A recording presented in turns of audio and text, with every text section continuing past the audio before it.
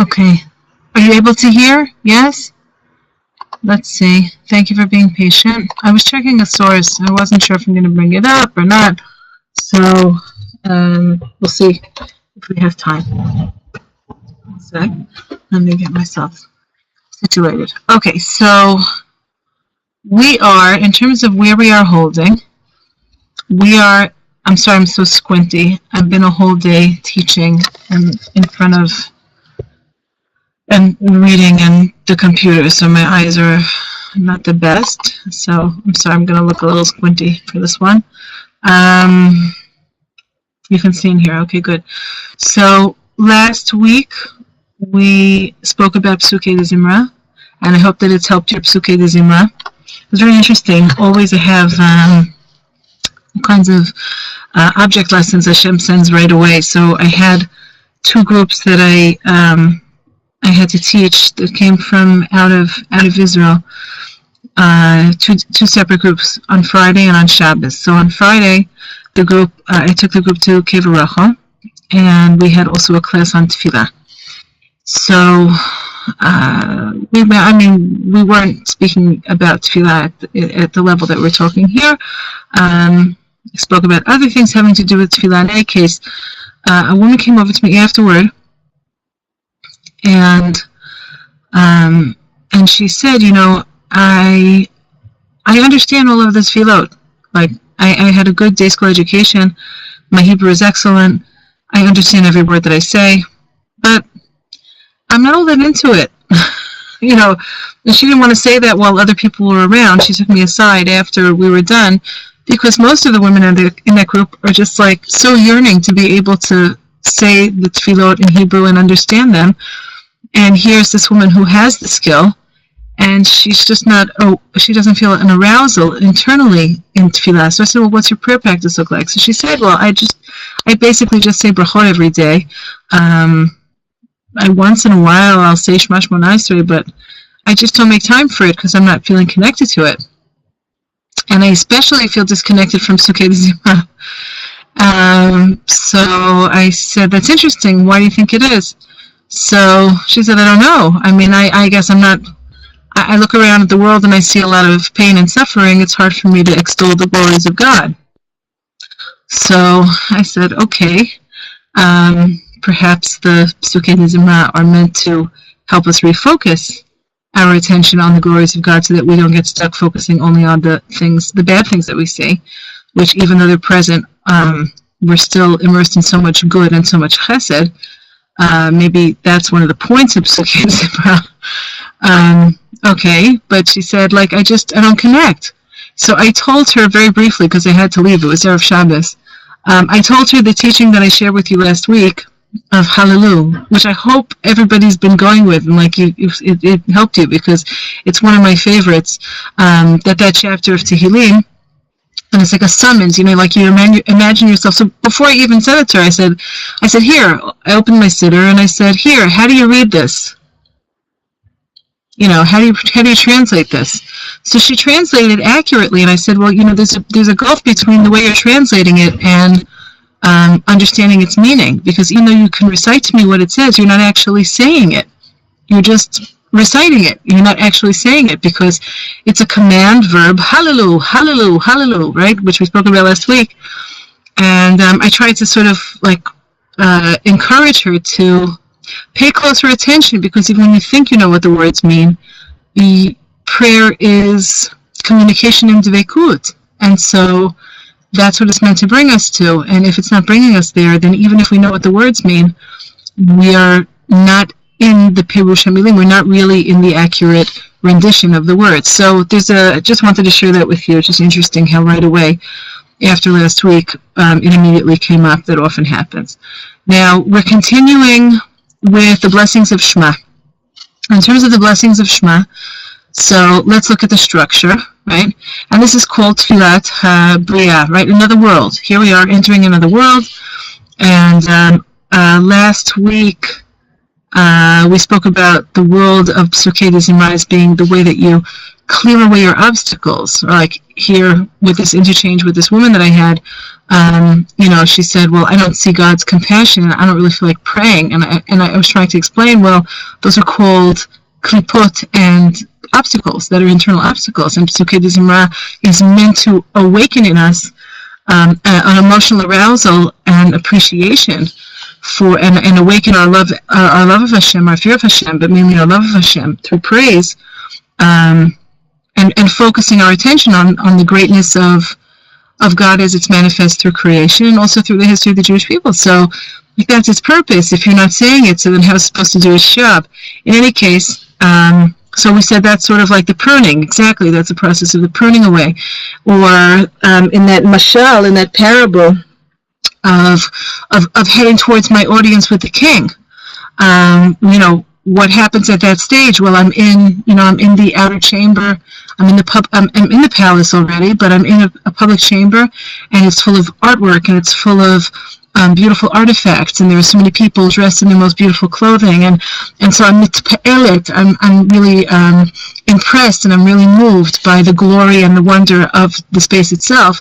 But it's still a public area, just like Tehillim is the kind of stuff that non-Jews also relate to very much, Psalms, because it's sort of general, this kind of general praise for the most part. When it speaks specifically about the history of the Jewish people, that's something that's more personal, but we say overall, there's a reason why so many non-Jews are very enamored of the Tehillim, because it's kind of this universal message. So here I am in the public space, and I'm just getting more and more excited, because eventually my turn is going to come, and I'm going to be the officers and the ministers that are serving in the palace are going to let me know it's time for me to move forward, because my appointment is my engagement with the king is coming sooner, and it's getting closer to the time. So I'm going to be weeded out, so to speak, from the crowd and brought forward from the more public area to the more private area, where those who have audiences very soon are in waiting. So that's my Kaddish, right, between my Psukei de Zimra and the beginning and Baruch Hu. So I'm going to have another Kaddish, and that prepares me for walking again through that gateway into a new chamber, into a new world, which is now tefillot HaBriah. I'm in this place of Bria, which is a whole new world, so a different space, because out in the chamber where I was before, everybody can come there as long as you comport yourself properly, and you're a safe person, and you are an appreciative person, and you come showing up, you show up dressed properly. Yeah. No, if you're done with that, you do not say Baruch Hu. You start from the first blessing. Baruch Atah Hashem. Or depending on whether it's Shabbos or the weekday. No, yeah, you don't say Baruch Hu by yourself. So, call and response type parts of the tefillah you can only say, for the most part, you can only say with a minyan. Sometimes there are exceptions, but that's the usual rule. Now, so I'm pulled forward, right? At this point, I'm summoned forward into a new chamber, and what's happening there? Well, if you see the elements of our third world, right? We have Baruch Hu, and we have the first blessing, and we do what's called. Now, it's interesting. There's a lot that happens in that first blessing, okay? There's what's called Kedushat Miyushav. He's not going to go into every single element of it, but let's think about it. In your first blessing, I wonder if you have a siddur in front of you, it might be easier. That first blessing is interesting, because every time I draw people's attention to it, they're like, I never noticed that before, but it's a lot not to notice. I mean, you have to sort of wonder. The beginning of the blessing is talking about the sun and the heavenly bodies, right? So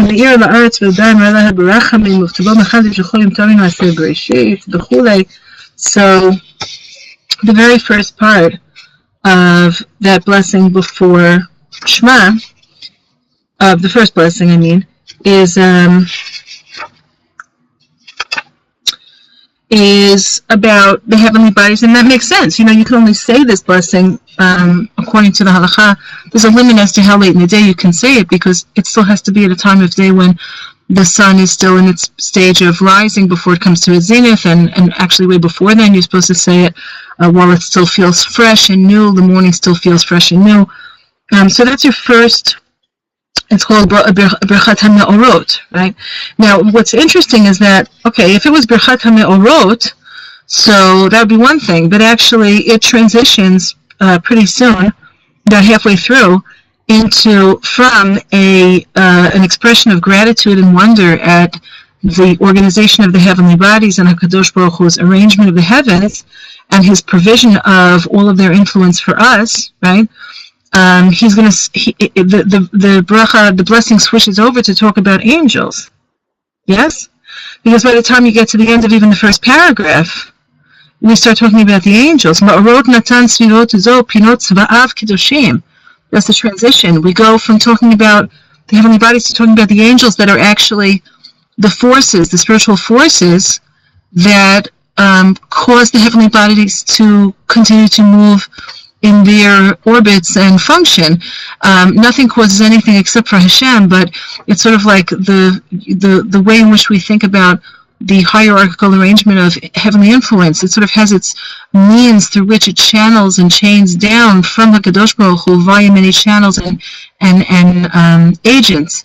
And so we have a kind of spiritual interface between HaKadosh Baruch Hu's Shefa, his abundance and benevolence as it descends into the world.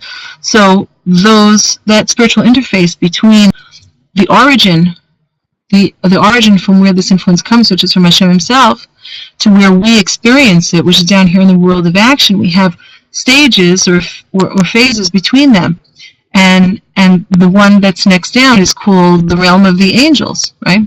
Angels, and then heavenly bodies, and then down here, this world. And the medieval philosophers in different books speak about it in many different, with lots of different terminology, but that's the way it works, meaning it's kind of this flow down. We talk about mazalot. Mazal is also the idea of heavenly bodies that act as channels for flow, because mazal is from the language of nizilah, or that something is flowing from a higher place to a lower place.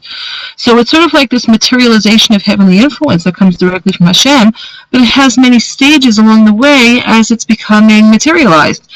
Just like if you think of vapor, right? It descends into a colder atmosphere, and water vapor starts to form, right? It's like preliminary droplets, and then it becomes actual droplets as it comes into a cooler atmosphere, and it materializes, or it's mitagashem in Hebrew, which actually means to rain. So the condensation of something that is more subtle into more concrete terms is something that takes place in stages. I mean, water, it goes from vapor to liquid, and then eventually, if it's cold enough, it goes down to become ice, or actual solid.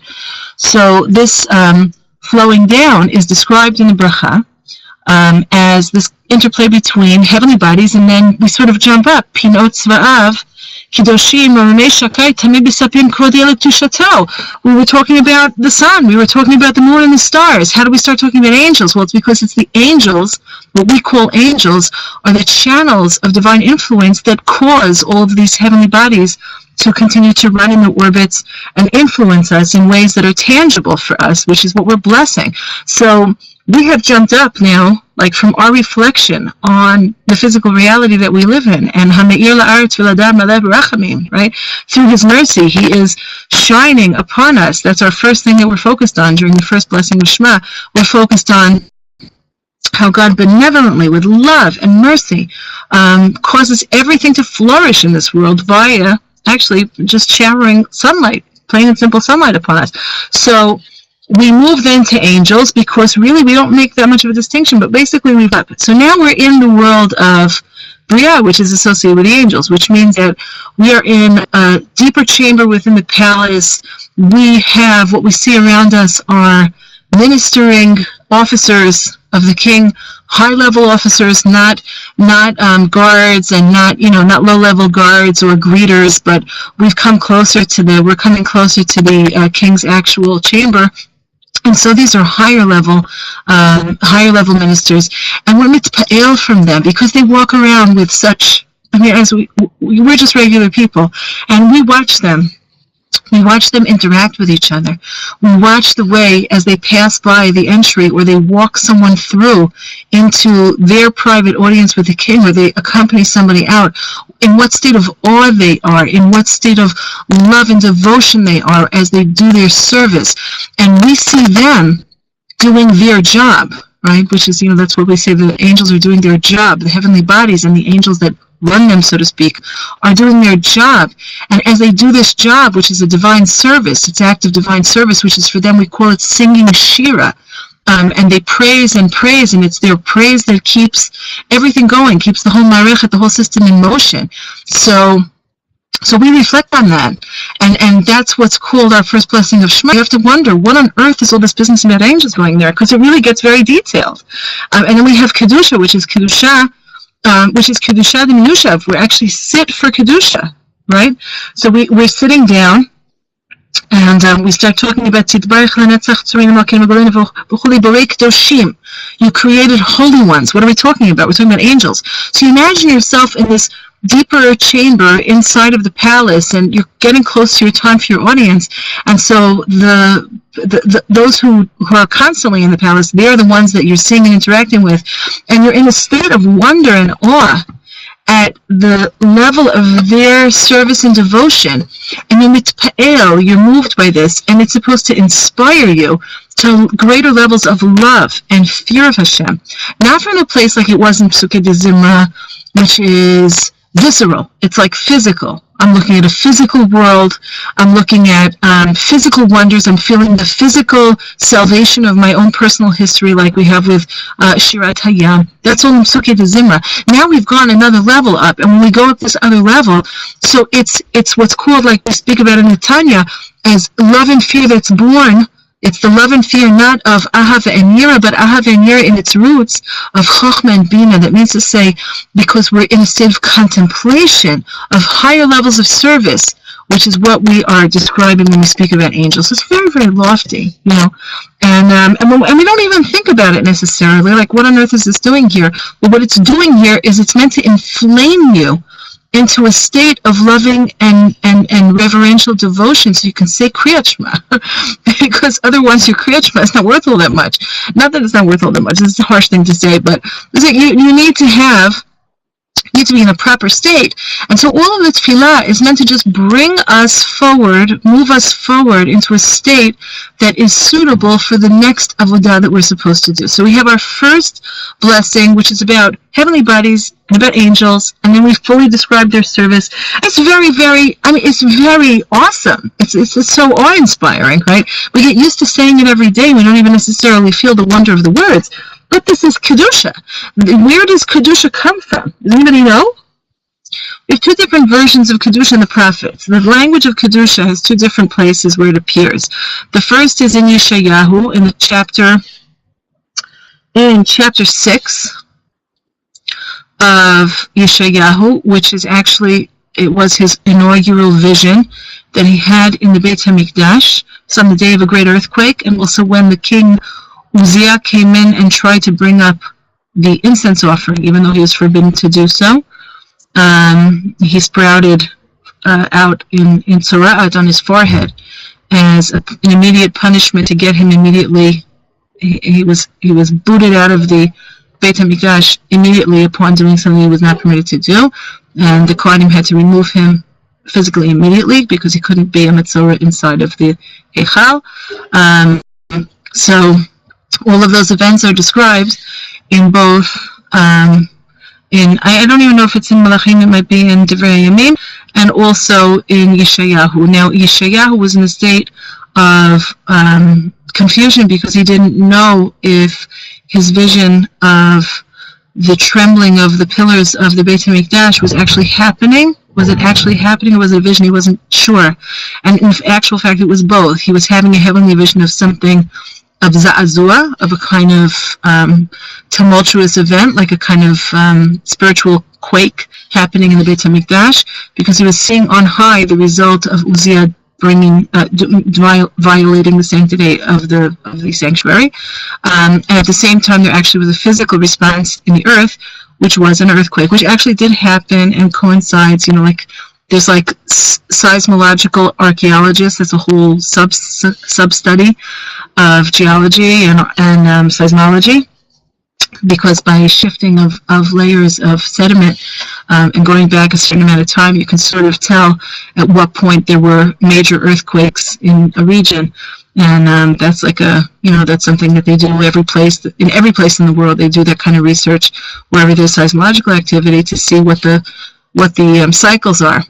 So yes, there was major seismic activity in Yerushalayim at the period of time corresponding to what is described in the Navi and also in the Talmud, to just tell you that.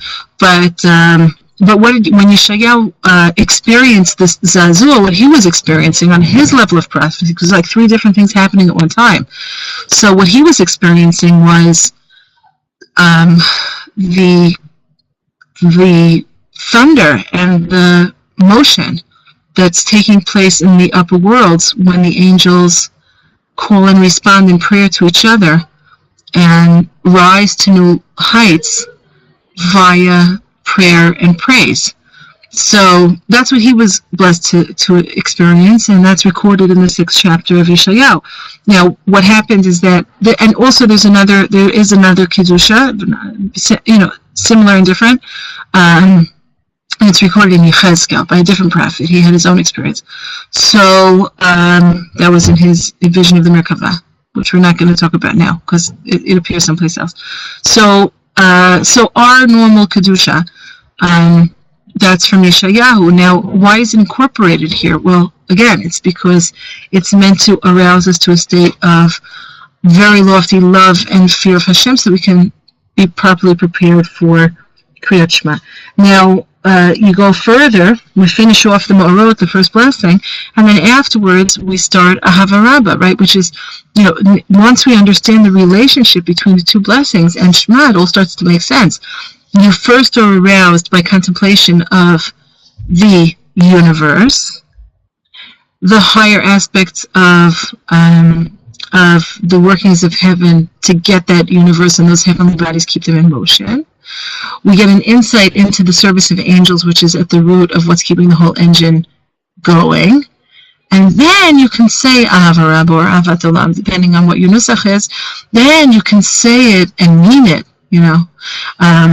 and then you can really mean it. So, and then by the time we get to the end, you finish off that the second blessing, Habuchir, but Moisrael be'ahavat. Right?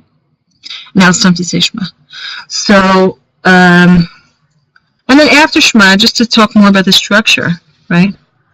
So we finish the Shema, and then where is your bracha exactly? Meaning we call them the brachos of Shema both before and after, but where is the last bracha that closes up Shema?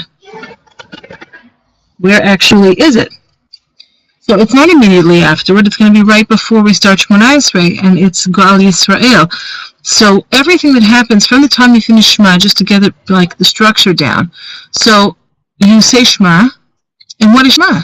That's what we're going to talk about. We're going to open up some sources and see what Rabbi Nachman and Rabbi Nassim have to tell us about saying Shema. But Shema, at least in some degree, we should be familiar with. There is the first statement of Shema, and then we have 3 sections of Shema.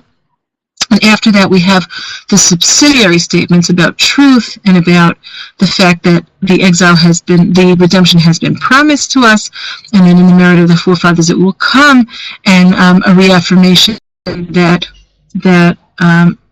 God is involved in human affairs and that He will certainly bring the redemption. And we finish off Ga'al Yisrael. Ga'al Yisrael is what language? Not Go'el Yisrael, present tense or future tense, but Ga'al Yisrael means He did it in the past, but the implication is just as He did in the past, He will do it in the future.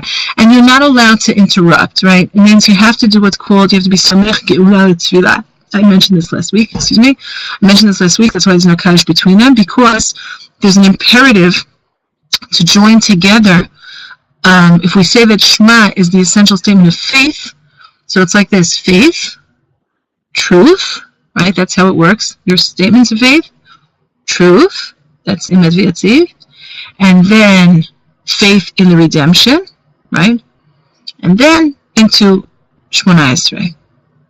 And And the way I always imagine it, it's sort of like you're in that last antechamber before your appointment, before your audience with the king.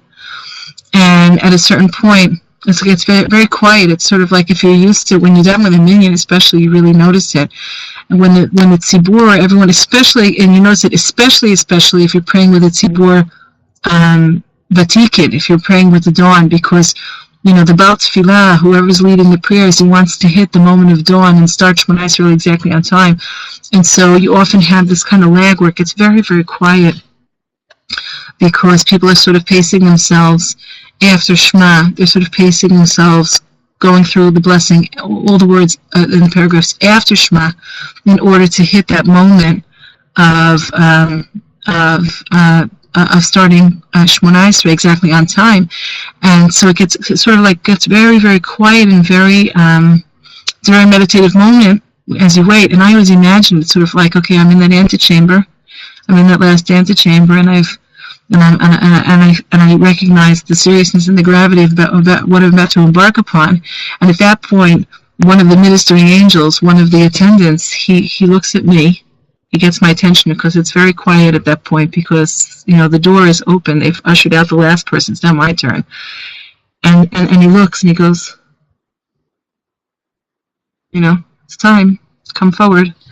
And then you enter in, right? So then it's time to start Shmoneh Esrei. So that's there's no pause.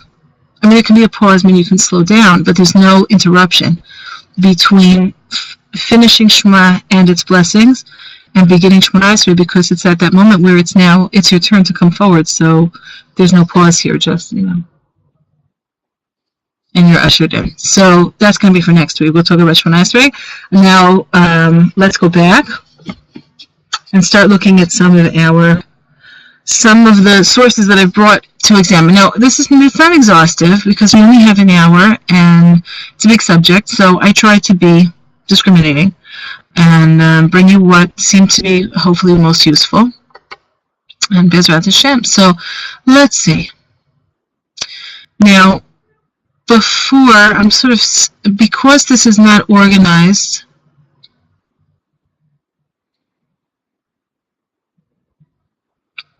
let's sort of skip around.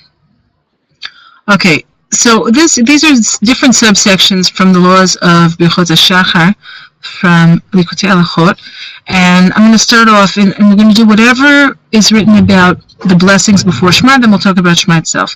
Birkat HaMeorot. So hopefully everybody's with me, and you have it in front of you.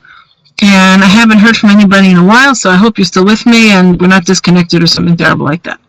Okay. Birkat HaMeorot, V'ahavat Olam, Kriyat Shema, Emet V'yatziv Shacharit, Emet V'una Hashkivenu Arvit, Hakol Soveh V'holech, good, Hakol Soveh V'holech Lefarsim Emunat HaRatzon Ba'olam. Now, Reb Nosson tells us that everything surrounding Shema, meaning Shema and its blessings both before and after, whether we're talking about in the morning or whether we're talking about in the evening, because when we say Arvit, so there are some changes, right? Instead of saying Emet V'Emunah, Emet V'Emunah, Emet V'Yatziv, like we do in the morning. After Shema, we're going to say Emet V'Emunah. Beforehand, we have also some changes in the Maariv, Maariv Aravim instead of Birkat HaMeorot. There are some changes, but the essential structure stays the same. Just we make some shifts between morning and evening due to the difference in time. But otherwise, the basic structure is very similar. Now, so all of it, Hakol Soveh V'holech, the first same Emunat HaRatzon Ba'olam. The whole thing, the totality of it is all to just publicize. We should say it for ourselves. We should make a declaration in the world as a whole of Emunat HaRatzon Ba'olam, that it's God's will that runs everything and created everything and maintains everything in existence, and that's really what it's about.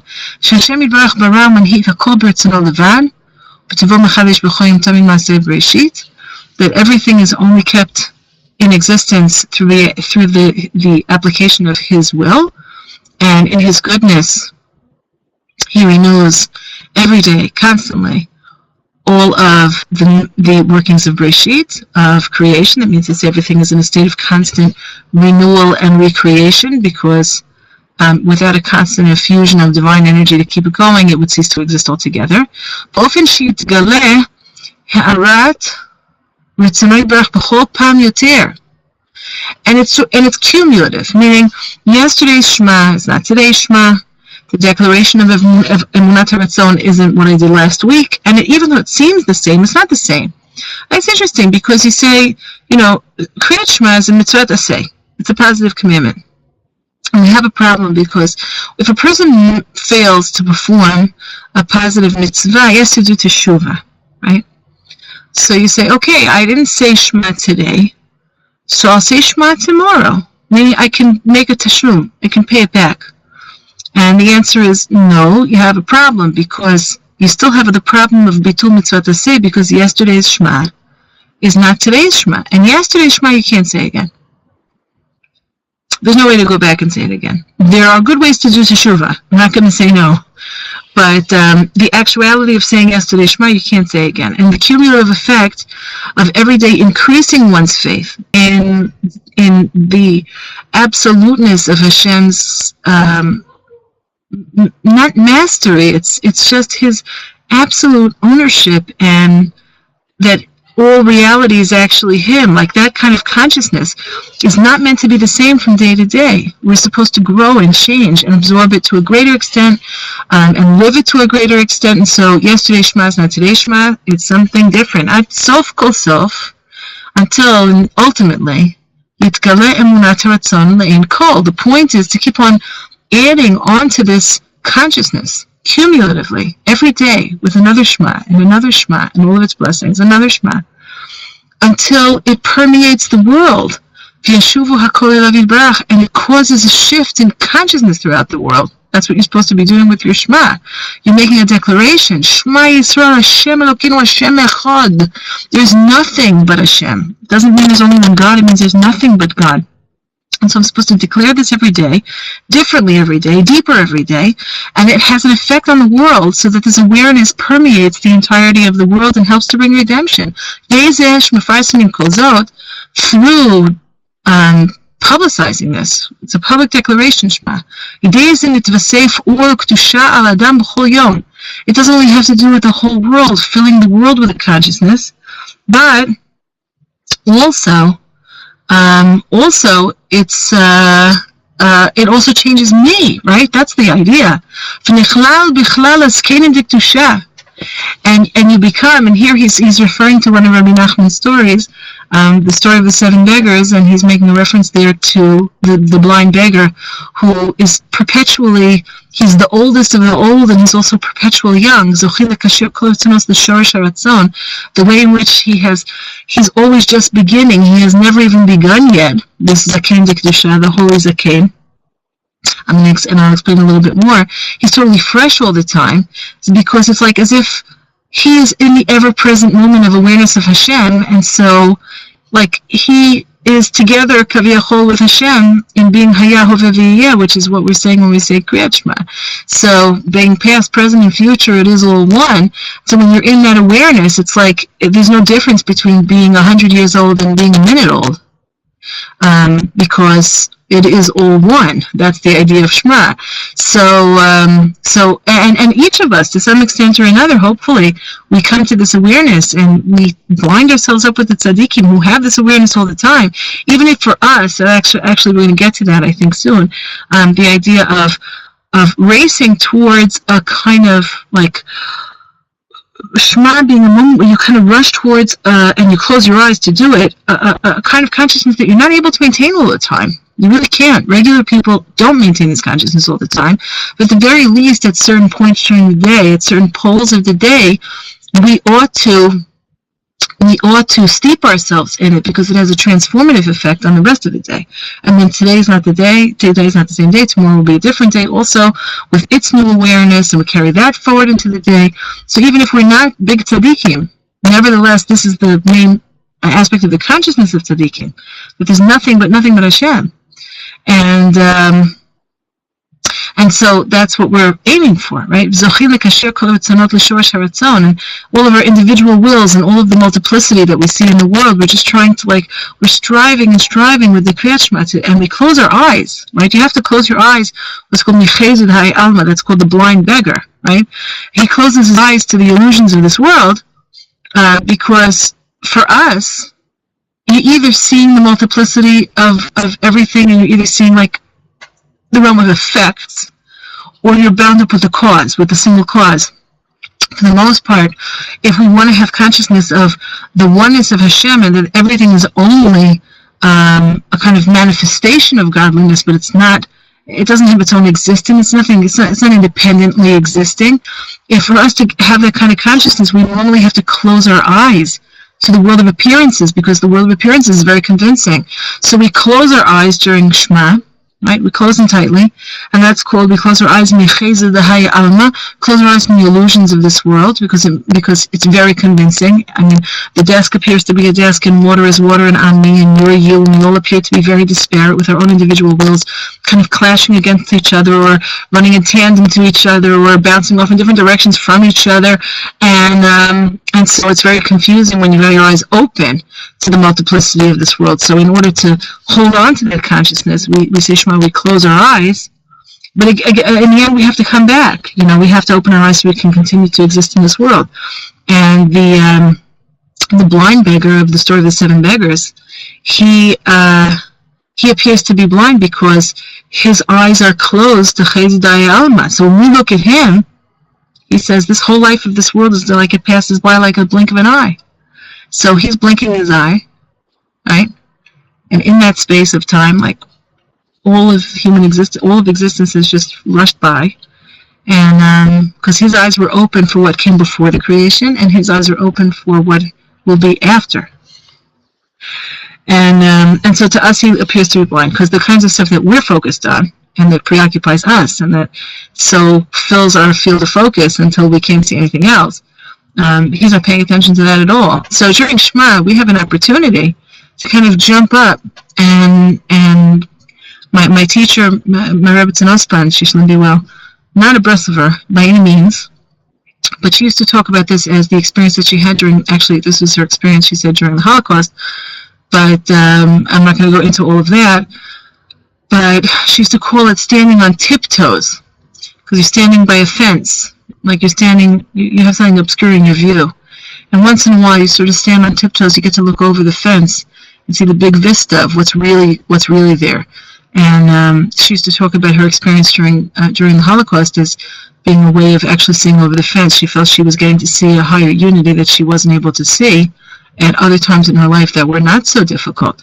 But that's it's not really a whole other story, actually, because Kriyat Shema is what a martyr, is what martyrs say before they leave this world, and it's the last words. Like the first thing you teach a Jewish child, it's the last thing you're going to say. Hopefully, if you're zoche, if you merit it, it's going to be the last thing you say before you leave this world. And it's our ultimate statement of what we call the Minchah Yichud, that not that there's one God, there is, but that there's nothing but God. That's really what it's about. And this is something that is meant to carry us. It carries us through everything that's difficult. It is our comfort in times of pain and strain, and meaning holding on to the unity. And Rabbi Nachman does speak about this. I didn't bring the lesson, which is a shame, because there's so much to say about Shema. We don't have that much time, so I'm going to tell you from the outside, because it's reminding me.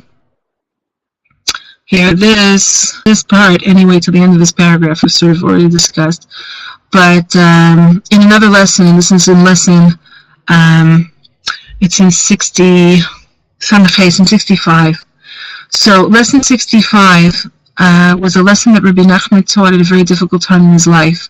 It was right after he was already quite sick with the tuberculosis that would kill him, and he had lost his wife.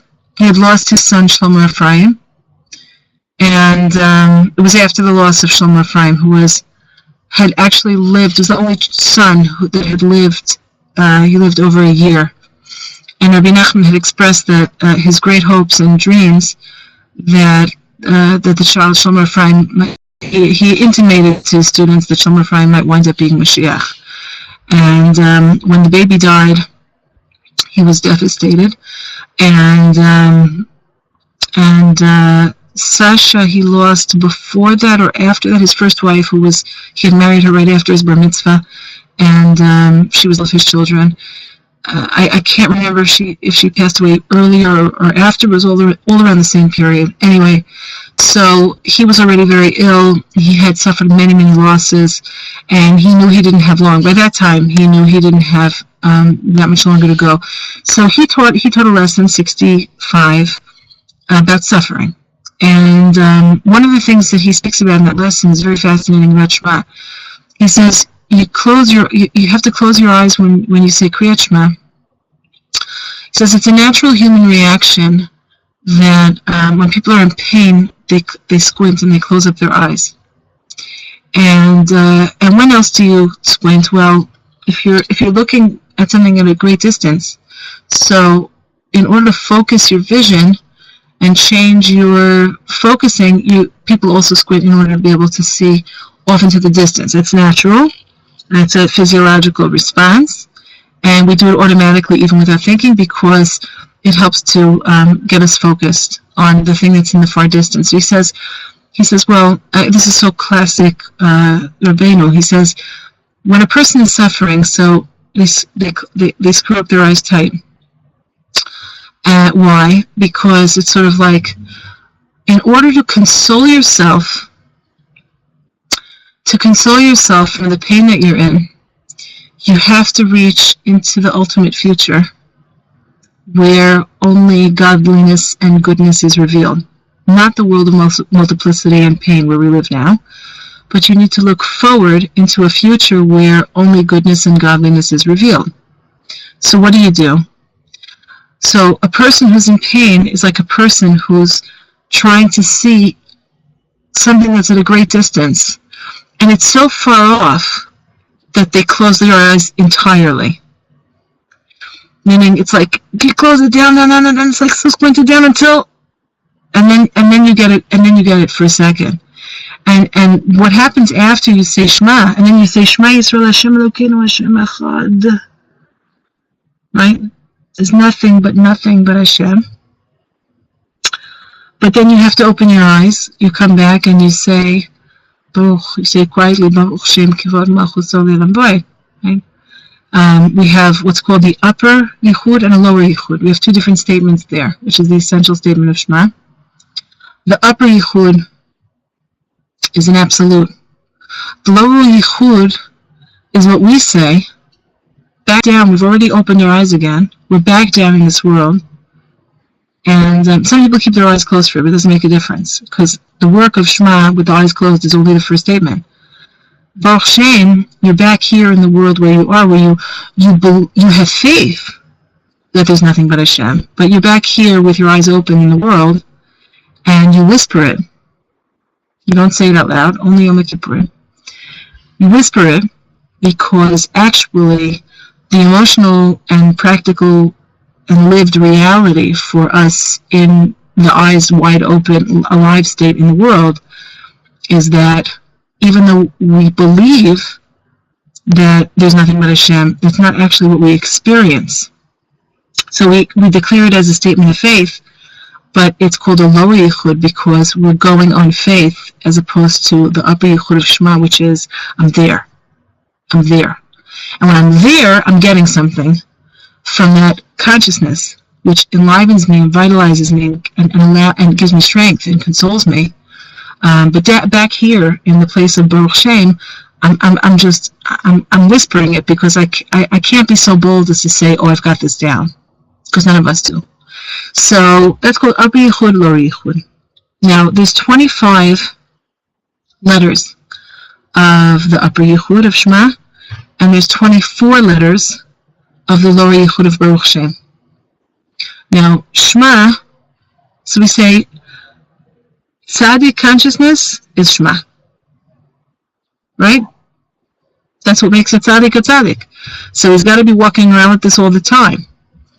And you get to the end of the line of Shema, and it's echad, and the last letter, which is the most important letter in a certain way, that dalet, you have to be really, really careful to pronounce it properly, because you have to make sure that the quotes, that the corner of that dalet, that's why it's written large, is very clearly articulated, so that you should say echad and not acher. The dalet and the reish, the only difference, the distinction between the two of them is, here, I'll just kind of mark it on the side, right? A dalet is like this, and a reish is like this. Sorry, it's a little squiggly, but you get what I mean. This quotes, this little corner over there, that's the distinction between the duh sound and the ruh sound. Now, what's the difference in Hebrew between echad and acher? Echad means God is one. Acher, chas v'shalom, means God is other. So it's that little point there that's like the crux of the difference between faith and idolatry, or faith and heresy. Now, that's our last letter of our 25. So we have one letter, we have 24, right? I told you, Shema, counted out, is 25 letters. But actually that final letter, right, that's called letter 25, is a bridge between upper and lower yichud. Down here, we are down in the realm of, I know this to be true, I believe it to be true, but I can't say that, I can't claim to be like really living that this is 100% true all the time. That's down here, that's Baruch Shem Kivod Malchus Olam, and I'm kind of whispering it, because I'm affirming it, but I have to admit that I'm not really there. Yom Kippurim, you get to say it out loud.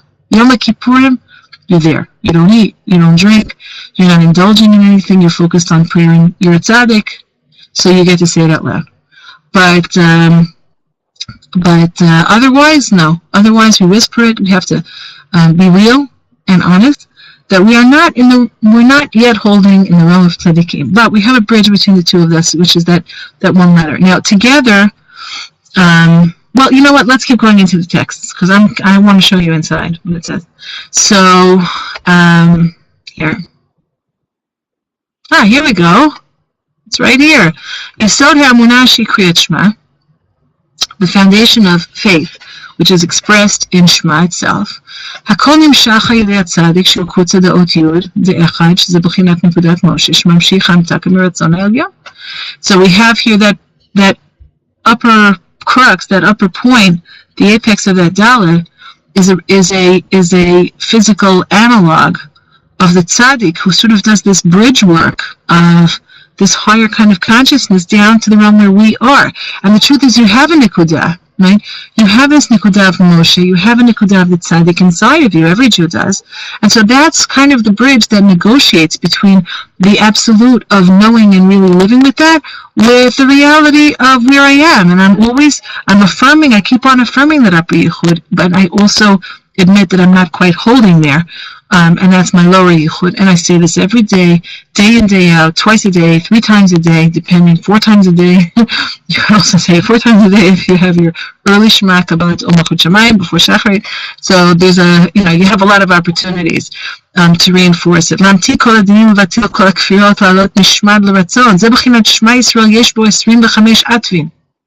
So the first statement of Shema has 25 letters. Atvin in Aramaic means otiyot.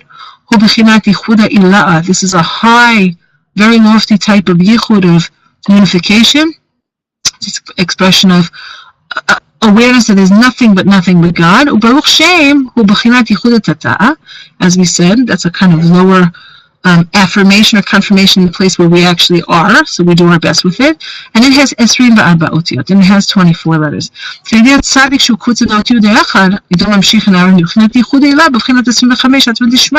That's the bridge, that apex of the dalet is the way that we bridge this higher consciousness. We're kind of drawing off of the awareness that other people perfect, which we don't necessarily perfect. That's one of the reasons why it's very important to have good contact with tzaddikim, and have good contact with tzaddikim via their works, via just contact with people of emunah. Like I just told you a story now about my teacher, right? About this idea of getting up on the toes. That's a way of, that's a kutza shel daled anecdote. It's a bridge anecdote, which is to help us understand what does it mean to be in the state of yichud ha'ila'ah, and hopefully it's going to help us get to a better state in our Yehuda Tata. I hope everyone's following. And that's a job of a tzaddik. People who have already achieved some degree of this awareness in a very strong way, is they have means of actually transmitting this kind of consciousness to us, and we just want to, we want to grab onto it, so that the two statements of Shema and Baruch Shem, they're joined together. Okay, let's go on.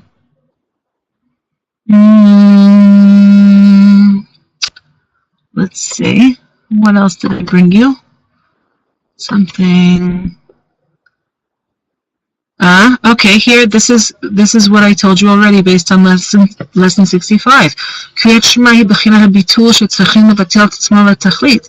That's like Shema is the way that you race towards and you go into a state of nullification of the self, which includes also all of one's pain and suffering, to the ultimate end of things. Shishem kulo echad, kulo tov, in that ultimate end, which is post Mashiach, everything's good, everything's one. Which means there at that place, no distinction is made between what we would experience here as good or bad. It's all good, and that's really what we aim for with Kriyat Shema. But we don't stay there. We wind up having to come back. Where are we holding time-wise? Oh, by the way, this is just a beautiful source that encapsulates something I've been telling you all along, which is about that tefillah in the morning goes according to Seder Arba Olamot. So it's not just, it's something that does return, the concept does return again and again in the Holy Works. Ramchal speaks about it in his way, etc. So here, Reb Nosson just lays it out nicely and neatly as we've been talking about it until now. So it's nice to have it, nice and clear. Trying to think what else I want to share with you. Let's see.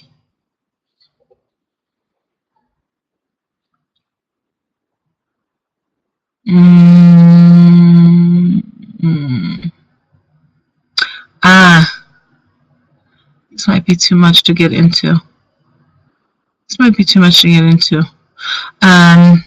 So I'm going to take a minute, and I'm going to tell you, because we have another 2 minutes or something, I'm going to share something from Yachzafei Kodesh, which is kind of an oral history. I've given these sources from it before. I just didn't wind up putting it up ahead of time. So this is about the blessing of Ahava Rabbah. Now, Rabbi Nachman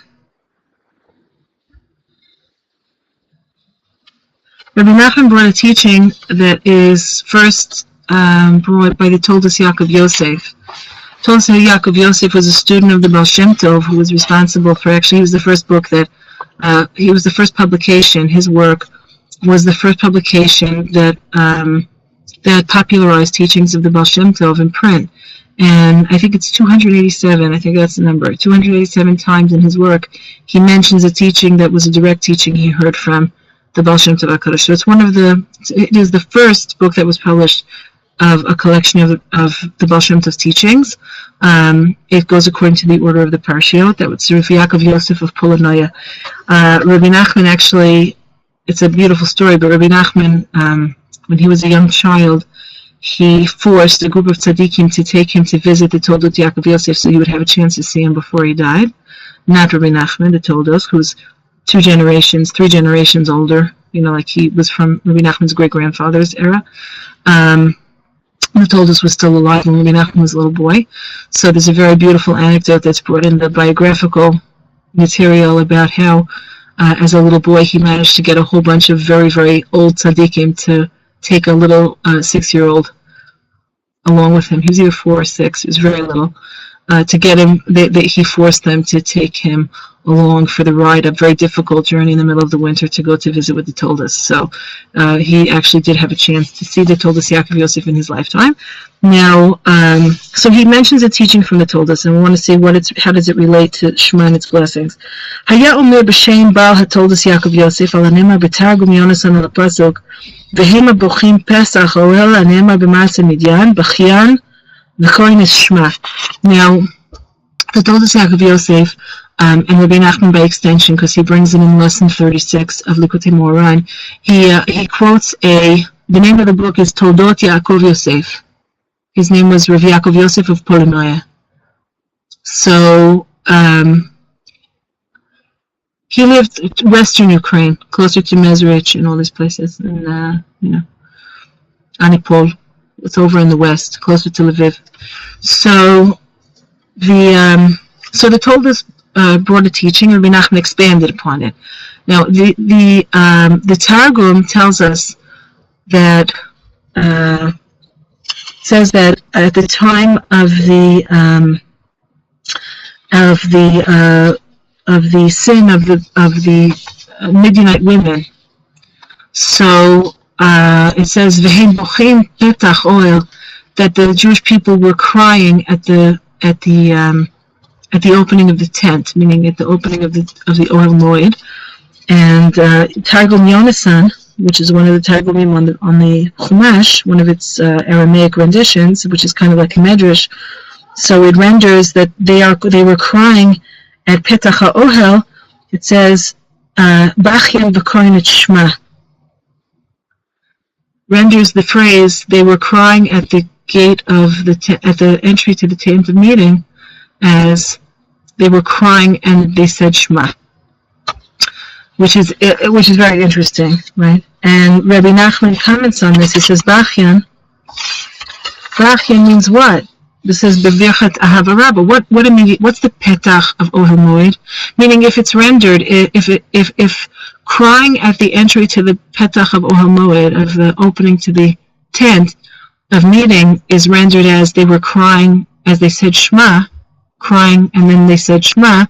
So the implication is Shema is like the tent of meeting, and which actually fits the model that we've been using until now, because it's the chamber that's inside the palace. It's inner, but it's not the very, very innermost. But what immediately precedes it? What's at the petach of what's at the right there at the very beginning as you enter into Shema is the blessing Ahava Rabbah or Ahavat Olam. Now, Ahavat Olam or Ahavat Rabbah, depending on what your nusach is. So that's what you're supposed to cry. That's where you're supposed to cry. This says, "V'achar kach korin et Shema shuv b'v'chia kitzrich achana rabba b'v'chiot rabot b'v'virkat Ahavat Olam kodem shekorin et Shema." So Rabbi Nachman emphasized it's very, very important to arouse one's emotions unto tears during Ahava Rabbah as proper preparation for Kriyat Shema. Where does it really start? Meaning the crying of Shema, the cleansing tears of Shema, they really start in Ahava Rabbah. And that's actually something that he goes into at length about the relationship between that and the revelation of the Torah, which I'm not going to go on now, but I'll mention something else from that lesson before we stop, which is that in that lesson Rabbi Nachman tells us, what was the sin of the Benot of Midian? It was a sin of a sexual nature, and we know also that when we say right, when we say you shall not stray after levavchem b'charinechem. What are we referring to when we say you're not allowed to stray after your heart? So they just said what? Zo minut. That is heresy. It means to say that's called the straying of the heart, because it has to do with emotional thinking. And then what's called you're not allowed to stray after your eyes? It means you're not allowed to. That means you're not allowed to do sins of a sexual nature, and also to do anything or involve your eyes in anything that is has a negative influence on one's personal purity. So the closing of the eyes in Shema is also associated with being able to say Shema in a proper way. The closing of the eyes is to also imply that you have to close your eyes so you don't see things that are unseemly, right? So that you can say Shema with a purity of heart. So the idea of at the time of the sin of the Benot Midian, when the Jewish people were crying in the aftermath of this, right? So these tears, and that it's associated with Ahava Rabbah, It's sort of like I need tears to arouse my heart to feel the great love that Hashem has for me and that I have for Him, so that I can say Kriyat Shema with my eyes closed, and it's a protective device so that I don't stray after my heart and my eyes. Okay, I think that's enough for today. And Bezrat Hashem, next week we will continue and discuss Shemona Esrei, which is, remember that it's time. Come on, come forward. So that's what we'll be doing next week, Bezrat Hashem. I wish everyone a good week, and everyone should be safe and healthy and well, and all of the disasters that are happening all over the world should immediately be finished. We should have Mashiach revealed immediately. We want Mashiach now, but we need Mashiach now. So Hashem Yazor, we should see Hidgalut Mashiach Tzidkenu immediately. Have a beautiful week.